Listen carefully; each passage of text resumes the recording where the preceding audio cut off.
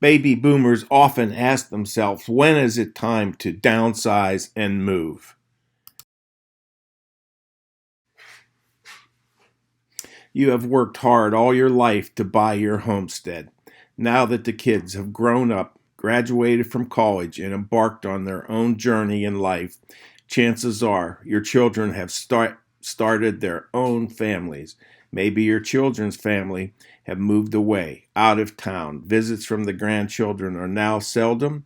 Now you are an empty nester. You are a self-proclaimed do-it-yourselfer.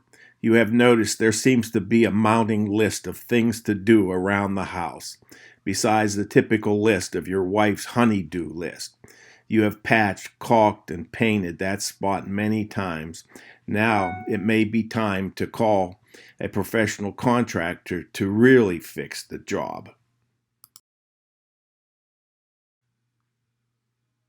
Yeah, I repiped my home years ago. Unfortunately, I haven't had time to find and match up the siding yet.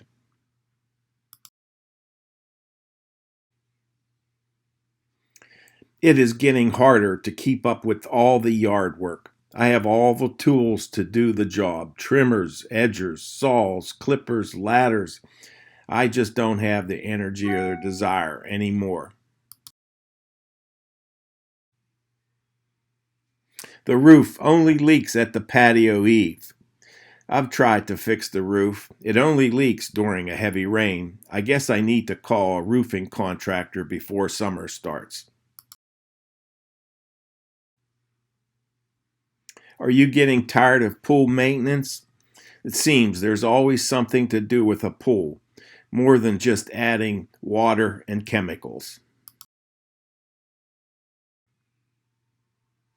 It's time to paint and make a color change again.